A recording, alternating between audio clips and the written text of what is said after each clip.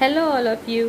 आज मी तुमच्याशी एक खूप अशी गमतीशीर गोष्ट शेअर करणार आहे, जी आम्ही आमच्या लहानपणी अनुभवली आहे.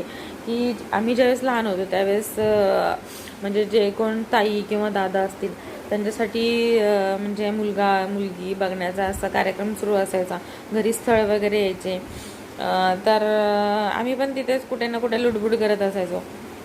तर त्यातली एक गोष्ट म्हणजे अशी की जी आत्ताही आठवले तर मला हसू येते. आणि अजूनही तो प्रश्न एक असा आहे की जो अजूनही कोणीतरी विचारत असणार आहे 100%.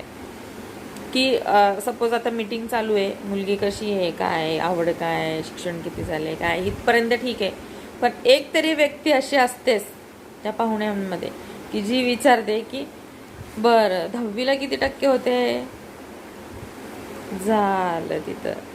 आता जिला किंवा ज्याला जास्त पर्सेंटेज असतील ते ठीक आहे बाबा, पटकन उत्तरं देतील. पण ज्यांना कमी होते त्यांनी काय करायचं? 2 मिनिटाचा पॉजच. आफ्टर पॉज मग काहीतरी आन्सर देणार की 10वीला एवढे एवढे टक्के होते, नाहीतर असे असे मार्क्स मिळाले. बरं, इंग्लिशमध्ये किती मिळाले आणि सगळ्यात महत्त्वाचं गणितात किती मिळाले. एवढा हसू यायचं आम्हाला, बास रे बास. आणि त्याच्याही पेक्षा जास्त हसू आता येतं ते आठवल्यानंतर.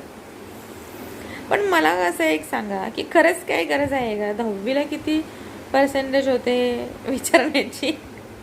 म्हणजे त्यावर तुम्ही त्या मुलीचं परीक्षण करणार आहात का?